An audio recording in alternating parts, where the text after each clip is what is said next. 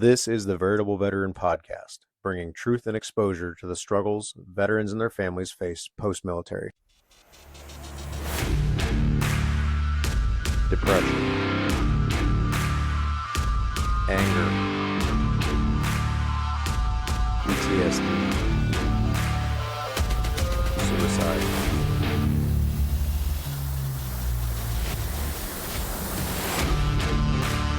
Who am I? What do I do now?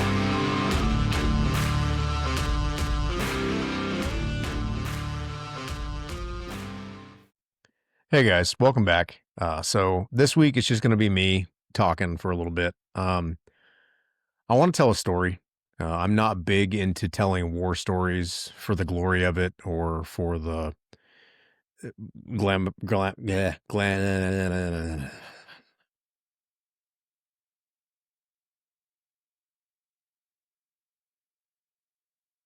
Try again. Hey guys, welcome back. So this week it's just going to be me. I'm just going to tell a story, and I'm not into telling war stories for the glory of it or to make anybody look special or more amazing, especially when the story is about myself. I didn't do anything spectacular. I did what I was asked to do. I was involved in what I was involved in. So that being said, it's an interesting story. I believe God saved my life and kept me around for a reason and for a purpose.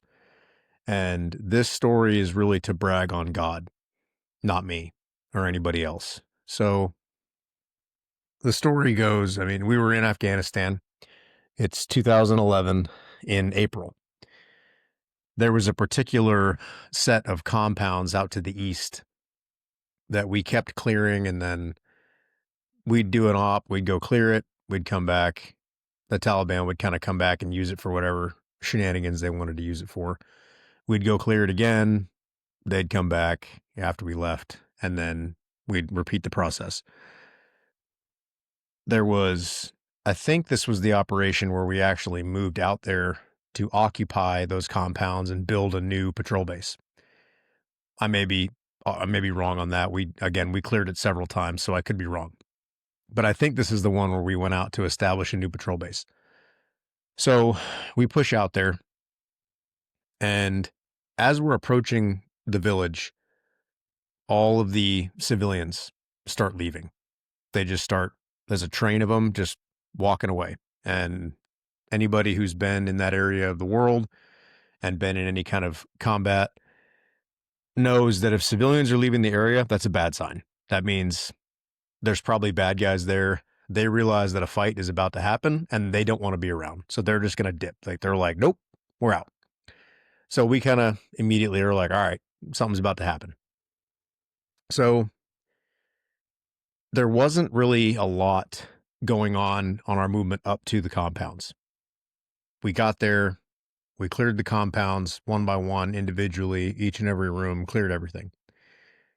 I believe that ISR spotted some guys loading some stuff into a truck, and they took off. Now, there was a bunch of civilians around, so they couldn't hit the truck. They weren't even sure what was in the truck. They just knew that it looked sketchy. So this could be the same group of guys we engage later. I don't know. But we get there, all the civilians leave, and it's just eerie because there's no civilians there at all. Like cooking fires are still going, like with food still sitting on them. There's just stuff out, like life had just stopped and then just left. So we could tell that they had left in a hurry. So we clear the area, and my squad was divided up into, I believe I had 2 fire teams plus like a machine gunner. So I didn't have a full squad. I think it was a squad of more like 9 or 10. So we were split into 2 teams. I had one team. I can't remember exactly where they were. The team that I was with was covering up to it would have been the north, kind of along this road, watching for any enemy movement. So we're sitting there and we start hearing rounds cracking off. And 4th squad is moving north and they had been engaged. So my team that I was with, we jumped up and went over that way to go help them out. So we get over to them. We're kind of moving towards the engagement. We're not really sure where it's coming from yet. We're getting reports that it's coming from this one building, and then they're like, no, it's coming from this other building. So, I mean, if you've been in combat, it's hard to tell exactly where it's coming from unless you can see exactly who's shooting at you, which is hard. So we didn't know exactly who was shooting at us. Big surprise. We eventually did, but it took a little while to figure it out. So we're running up. We get down, and I'm next to the machine gunner, and he pulls the trigger on this machine gun to suppress this compound that we're being told the fire's coming from. And we can see muzzle flashes coming through the doors towards us. So we know that there's someone in there shooting at us. While I haven't seen a person, I know there's bullets coming from this compound. So we are going to send bullets back. So machine gunner racks his 240 and pulls the trigger. Nothing. I'm like, what the heck, dude? And he's like, hold on. I got it. Racks it again. Click, nothing. And I'm like, are you serious right now? Like right now, this is when we're going to figure this out. Awesome. So we grab a bottle of CLP, and I took that thing and just hosed that whole machine gun down. And we finally get it. We get it working. So 240's bumping, and funny side story.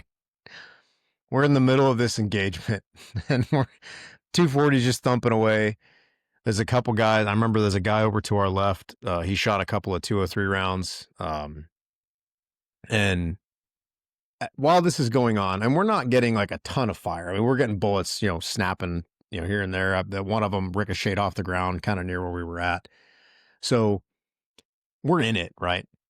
And I look over, there's Sergeant Major has got his rifle, right? And he like takes a knee and he's like this, and he like reaches into the buttstock of the rifle and he pulls out like a brush, like the little cleaning brush. And he's like, and he's like cleaning his bolt in the middle of this engagement.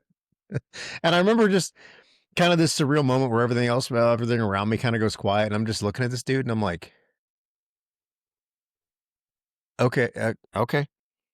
His rifle was like spotless. I mean, the guy never used it. He's Sergeant Major. I mean, he wasn't ever, it wasn't like he's running around running and gunning all day long. I can't imagine his rifle had any dirt on it. And I mean, he just drops a knee in the middle of this whole thing. And I was like, okay. So anyway, random weird things happen when you're in the middle. It's funny when you notice things. And it's funny how in a stressful situation like that, you notice the weird little things that people do. It's like, really? Right now? You're going to do that right now? Okay. So, and that's funny because later on in this story, my rifle becomes extremely dirty and I had to kind of do the same thing, but we'll get to that. So we're shooting, we keep moving up. My lieutenant, my platoon commander is here now. He's kind of leading the push towards where these guys are at. And I'm following him. I'm pulling my team along because I've only got half my squad. We're supporting 4th squad. So it's kind of a 3rd platoon minus engagement at this point. So I'm following my lieutenant.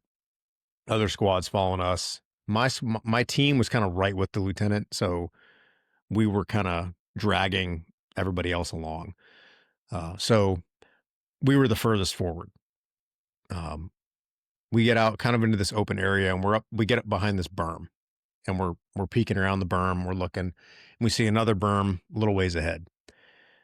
Lieutenant Ramirez takes off towards the berm. We've got some suppressing fire from the 240, and myself and my team leader that I'm with, we moved to the berm to the right of where my lieutenant was. My lieutenant also has the mortarman, and yeah, so he's got the mortarman with him, and the mortarman's set up for handheld deployment. So it's just the mortarman and the lieutenant right now. So me and my team leader, we run up and we sprint to this berm and we hit the bottom of the berm. We kind of slide into the bottom of this berm.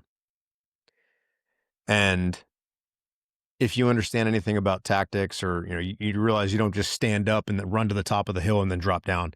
You want to crest the cover as low as possible, right? So we're crawling up this berm. While we're approaching the top of the berm, there's another story going on over here with the lieutenant and the mortarman.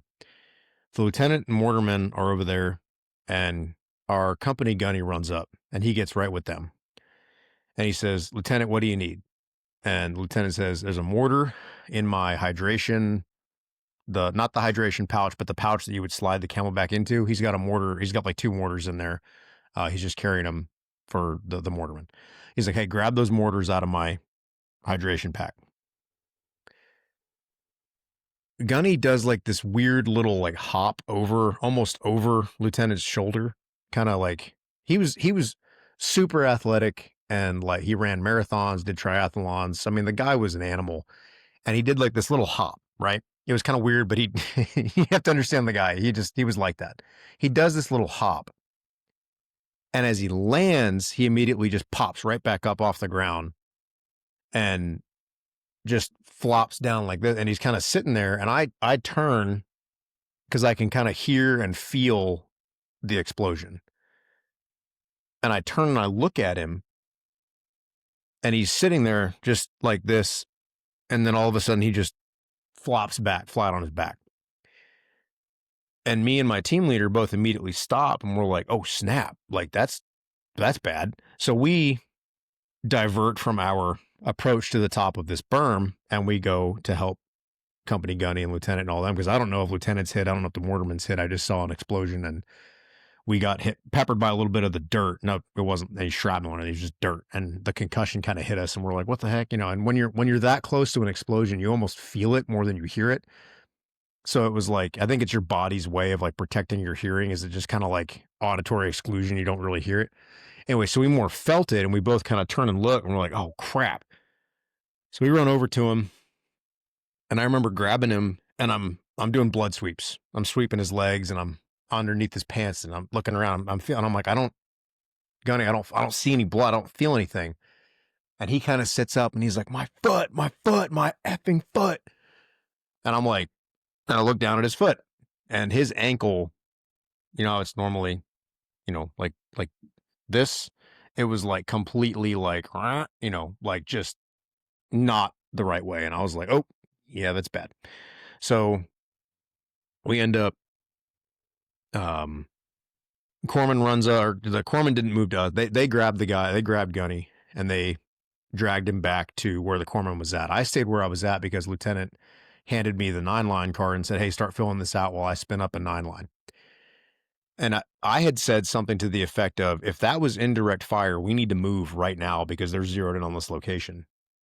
And Lieutenant said, "No, no, no, it was an IED. It was an IED." And then I look around and I can see HME, the homemade explosive, kind of splattered everywhere. And there's little pieces of plastic yellow jug everywhere. And that's when it clicked. Oh, okay, it was an IED.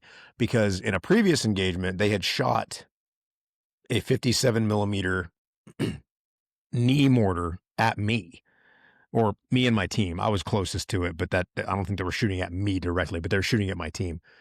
So when I saw that, I was like, "Oh shoot, they got it back out, and they just hit us." So I didn't know what it was at first. In the chaos, I was kind of like, "We got to get out of here." Like, and he's like, "No, no, it was an IED. We're good." And I was like, "Oh yeah, I think you're right. It was an IED. Got it." So we're still behind the cover of this berm, and I fill out the 9-line card. And I remember my writing was atrocious. It was it was so bad. But we get the 9-line card filled out. He calls in the 9-line, hands me the radio to do the LZ brief. And I'm trying to remember the sequence of events here.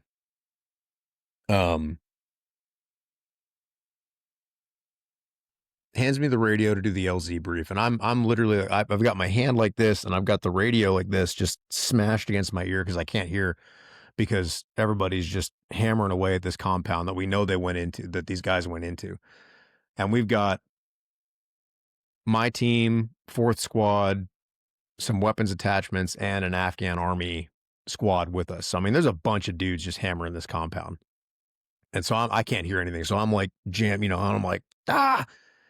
And then another funny story, my first sergeant walks up, and he kind of taps me on the back, and I'm like, "Get off me. Like, leave me alone. I'm literally like talking to the pilot right now, and I'm like trying to hear, and I've got this thing smashed into my ear." And then he kind of again. And I was like, what? I look at him. He's like, what are you doing? And I was like, I'm talking to the pilot.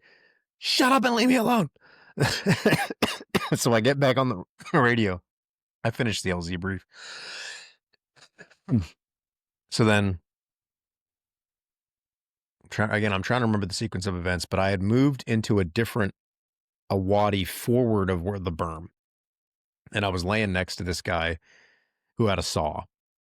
And he was on my left side. And that's where my left side hearing loss has come from. Remember the movie Black Hawk Down when the dude's just hammering away on the saw and the guy's like, if you fire that thing next to my head one more time, then he just lets loose like a long burst. And the guy's like, because he's deaf in his ear. That was almost me. Not quite, but almost.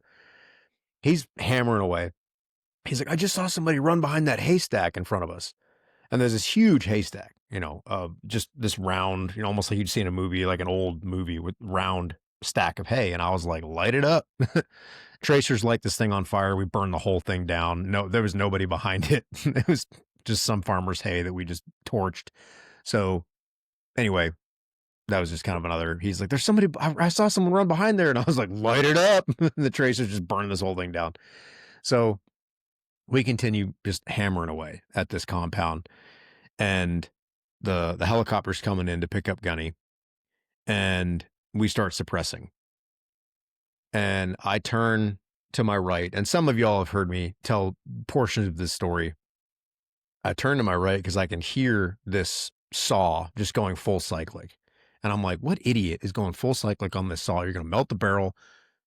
You're going to, whatever. You're going to screw this saw up. And I turn and look, and it's this Afghan army soldier. And he's on kind of on a knee, like hunched down, holding the belt. And he's just, full cyclic. He's not even aiming. He's just full cyclic on this thing.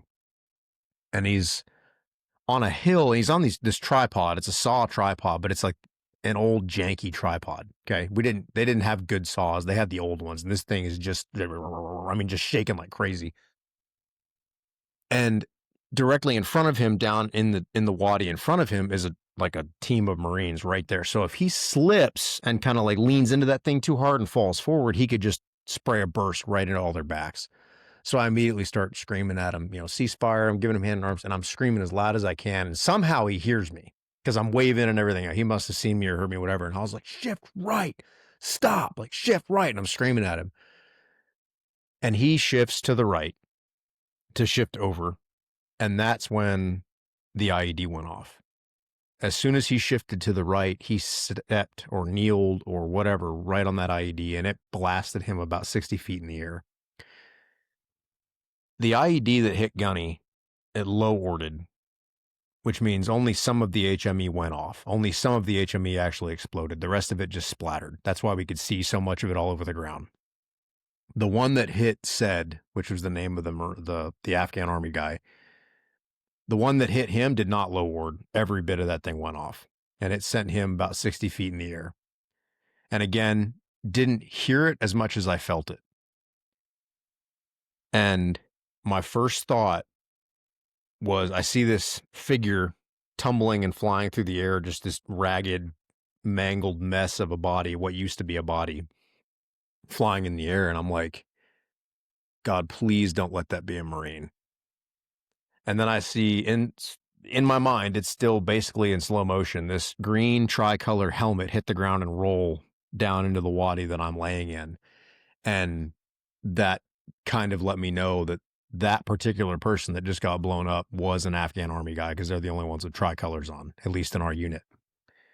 So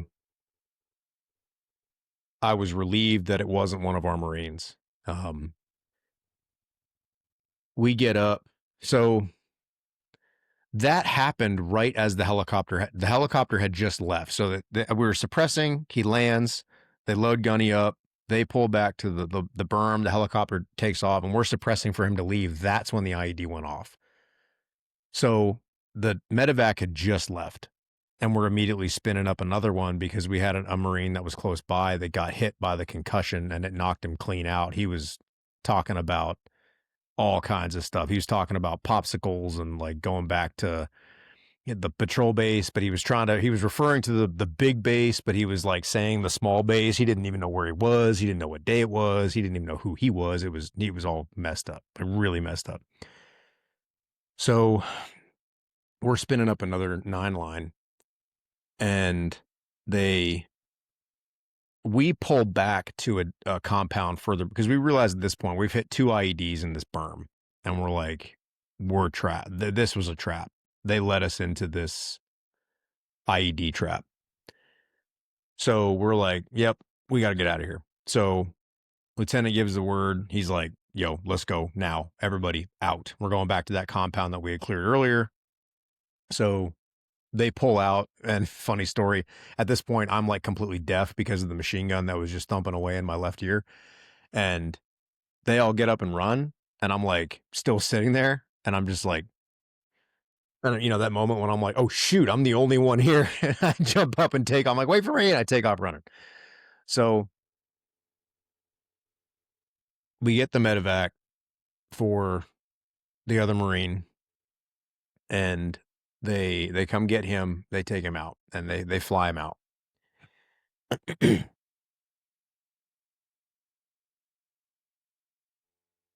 We had to go back up to get his body, the Afghan army guy. So we carefully sweep our way up there, and after the second IED, the fire from the enemy pretty much stopped. And there's more to that story as well, but I thought they had just left. Turns out the weapons company guys that were to our west had actually seen them attempting to exfil out of the back of that compound, and they smoked the dog crap out of them with a tow missile. So they did not escape. They are no longer with us. So anyway, that's why they stopped shooting. I assumed that they had just skedaddled out the other side of the compound. No, apparently they were literally in pieces. So anyway, we go up, and the Afghan army collects his body, and I actually went to look for my GPS, which had fallen off of my kit.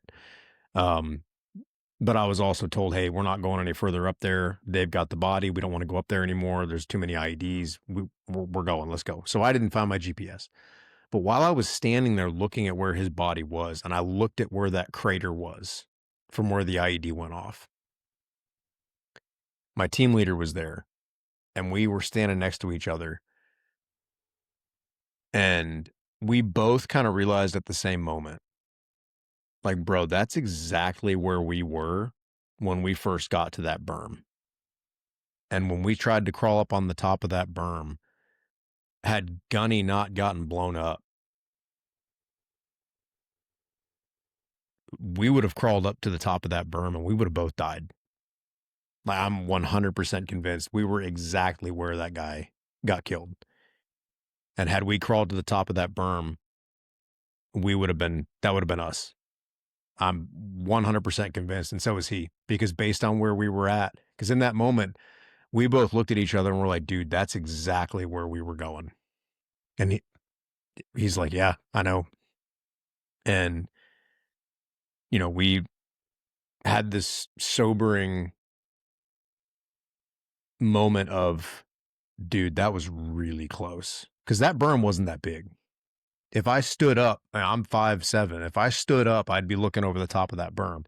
So imagine me running up and sliding into this thing and then starting to crawl up. We were maybe a foot away, maybe a foot. And I've often thought about that, just being a foot away from something that would have killed us. Or if it didn't kill us, I mean, I think it would have killed us. I don't think there would have been any surviving that. Just the way that it launched him, and as big of a crater as it made, I don't know that we would have survived, because we were pretty close to each other, because we were talking to each other, and I was telling him where to send his guys and where to put the machine gun and this other stuff. And so, I mean, we were right next to each other, and we were going to kind of crest this hill, do a little bit of a leader's recon. Like, okay, there's the compound, get the machine gun over here. We'll get him set up. And then, so we were getting ready to, set up his guys. And I was really just kind of helping him at this point, because again, it was his team, but I was the squad leader. So we were just working together.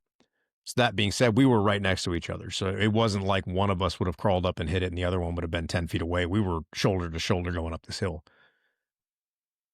So that being said, had Gunny not gotten blown up when he did, we would have crested that hill and we would have we would have been gone.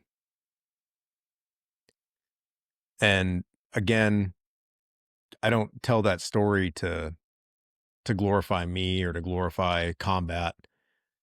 Um, there's nothing glorious about it. It was, I mean, we saw a guy, it when the bomb went off, when the IED went off, his front SAPI plate went clean through his body. And there's like this clean hole, like all of this was just gone. And his head was like flipped into his body. When they picked him up, he didn't look like a body. It looked just like a mangled mass of skin and tricolor camis. We found his boot about 40 yards away with his foot in it. We found his saw, the machine gun that he had, about 200 yards away. And the saw was bent, like, like the Hulk grabbed it and was just like, what? The receiver was bent, not the barrel. The barrel was gone. I don't even know what happened to the barrel. The receiver itself was bent. So, I mean, that's just the force of this IED. But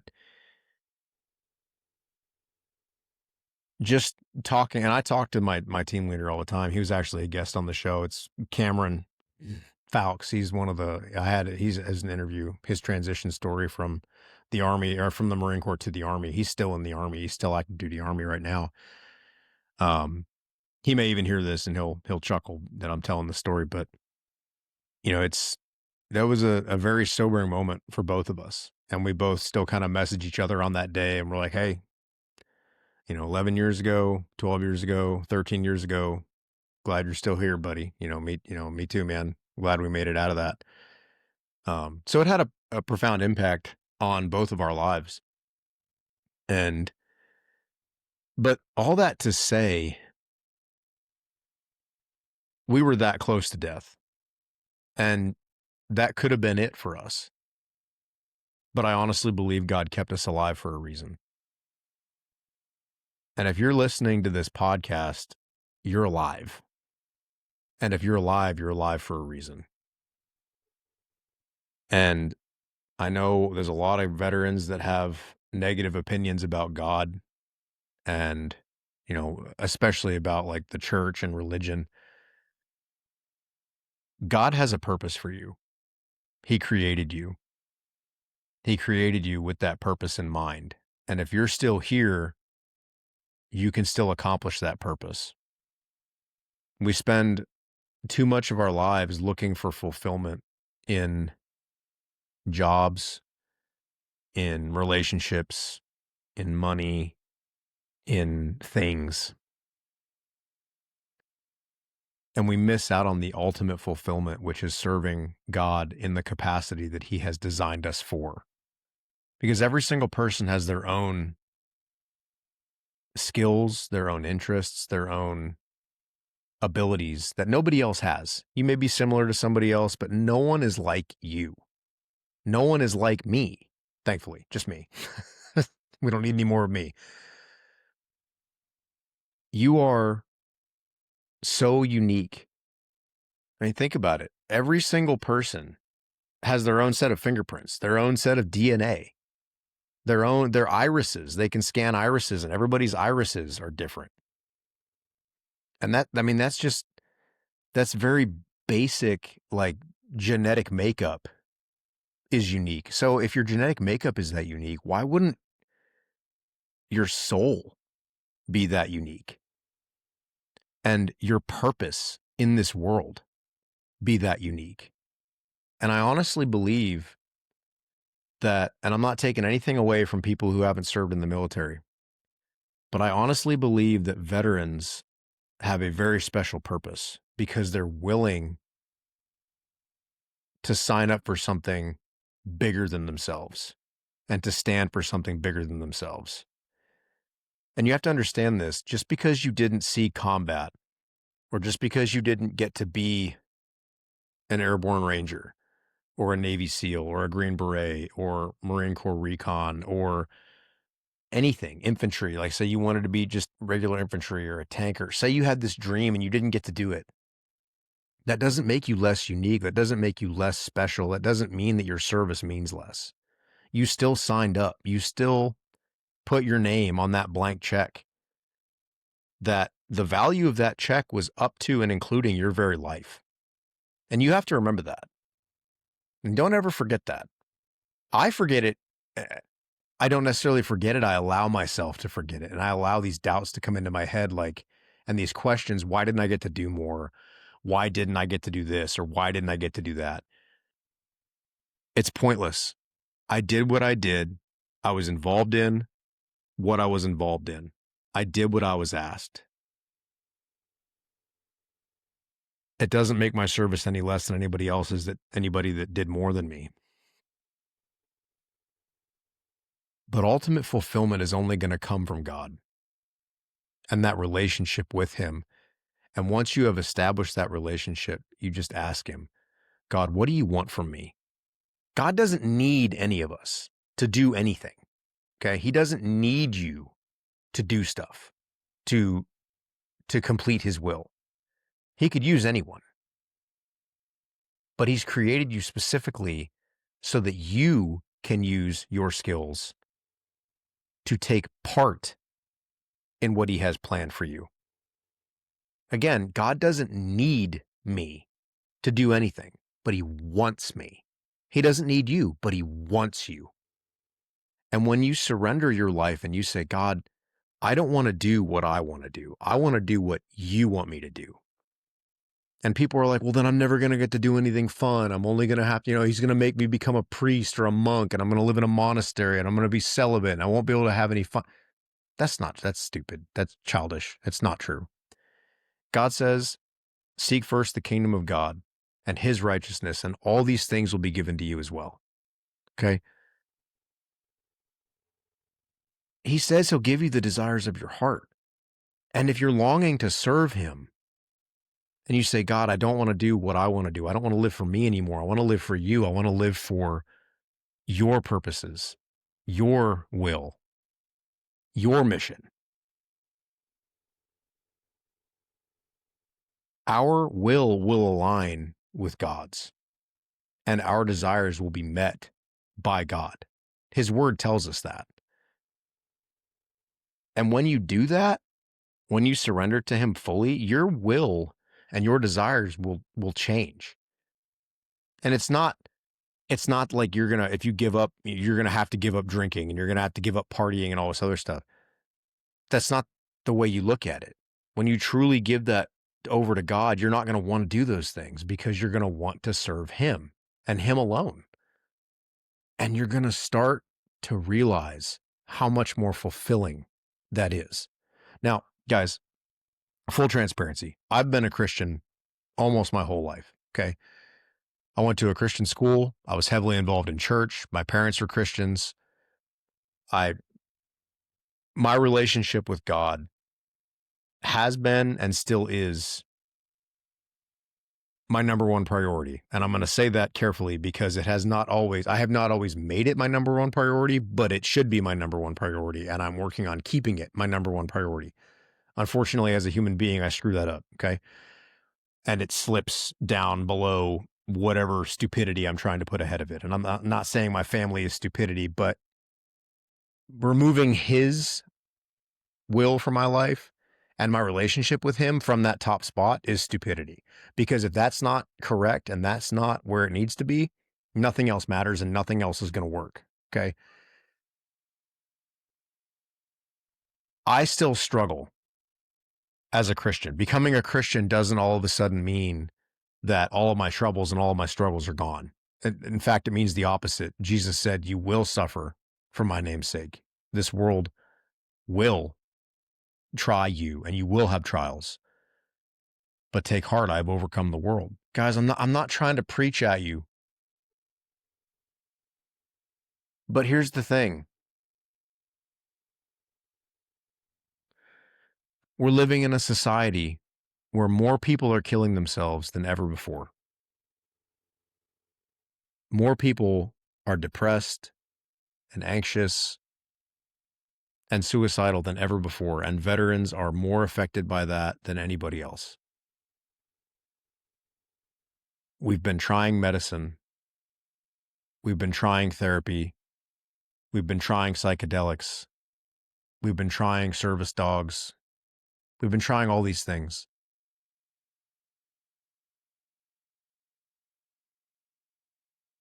Ultimately, they're treating symptoms. The underlying root is the fact that we need God. And without him, nothing matters. This life, and that's why so many people sit there and think, what's the point of this life? Without God, there is no point. Without serving him and working towards these eternal goals, this life doesn't matter.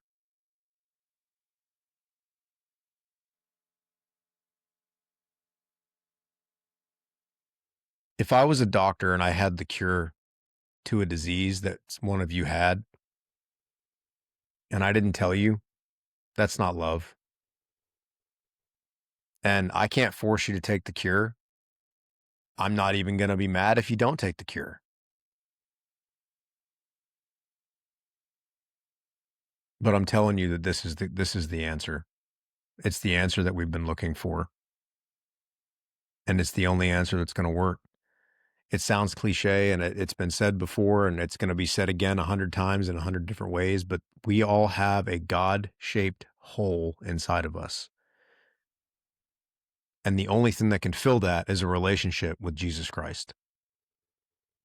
Okay. We can't fill it with drugs. We can't fill it with alcohol. We can't fill it with therapy. We can't fill it with medication. We can't fill it with anything. We can try. And some of those things are good tools. Medication can help level you out and help you manage your emotions. Therapy can help you get to the root of your problems in your head. Service dogs can help you reduce your negative reactions and your volatility. All these things are tools.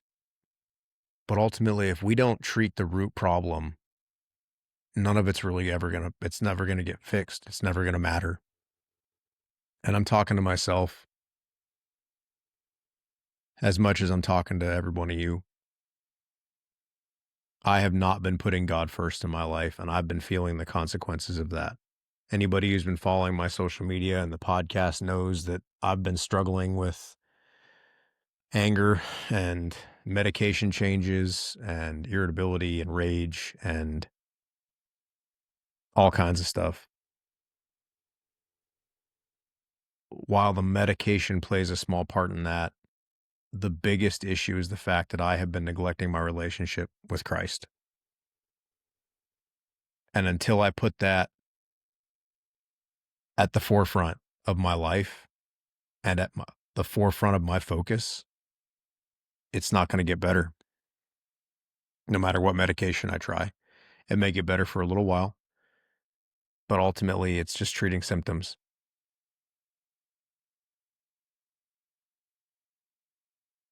I love you guys too much not to tell you and not to encourage you. We've tried everything else and it's not working. And I'm not talking about religion. I'm not talking about simply going to church to go to church on Sunday and, say a prayer and then that's it. And then next Sunday you do it all over again and then you just leave God at church. That's not what God wants. God wants a personal relationship with you. God wants a personal relationship with Evan. He knows my name. He wants me to come to him and say, Lord, I'm broken. I don't know what to do. I can't control my emotions. I can't sleep. I'm scared. I'm anxious. I'm depressed. I'm angry. What do I do? And he's just sitting there waiting for us. He wants us to come to him. A lot of guys that I knew in the military either didn't have a father or had a father that was basically worse than not having one. So a lot of military guys and girls when they think of a father, they think of their earthly father, and they just kind of cringe. They kind of like it's triggering because their father was not anything special or nothing to write home about. It was or just really bad. God is the ultimate perfect father, and he loves you, and he's seeking you all the time, all the time, because he wants you to come to him.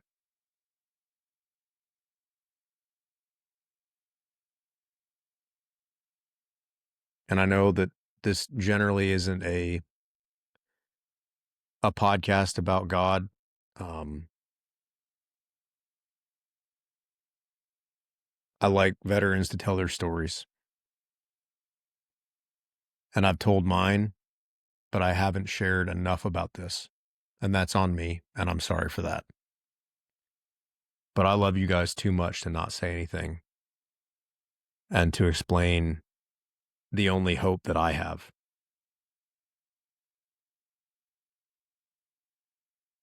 And again, I don't have it all figured out either. I lay my stuff, my junk at the foot of the cross, and I say, Jesus, I can't carry this anymore. But Jesus specifically said, my yoke is easy and my burden is light. So give it to him, and he will take our burdens, and he will give us his, which is light and easy. The trick is not to pick our burden back up, because that's where we screw it up. That's where I screw it up, is I go right back and I put it down at the foot of the cross, and I'm like, here you go. And Jesus is like, I got it. The tricky part is if you come back and say, I need that back, give it back to me. He'll give it back to you. He's not going to force you to do anything. He's not going to tell you, nope, you can't have it back. It's mine now. And then like control and dictate our lives. Control and dictation and forced love is not love. That's rape. And God's not a divine rapist. Okay. He doesn't force us to do anything. He wants us to willingly come to him. Because if it's not willing, it's not love. If it's forced, it's not love. And he refuses to force us to do that because we have free will. And that's because if it's not of our own free will, it's not true love. And that's what he wants from us, is true love. God designed us for a purpose. And the reason we're struggling with that is because we keep trying to find purpose and fulfillment in everything else. And until we stop searching, until we just stop running in circles and realize this is the only thing that will fulfill. This is the only thing that truly matters, is serving him. And I'm telling you, you will be amazed if you do that. If you truly surrender to him and you say, God, I'm going to serve you, you will be amazed at how all of a sudden, all those things that you've done in life that you thought meant nothing are all of a sudden God's like, hey, remember all that crap that you went through? Remember all those things that you did and all those skills you learned that you thought you would never use? Guess what? I was prepping you for this moment. And then all of a sudden you're like, I have these tools. Where did these come from? God knew what he was doing. Imagine that.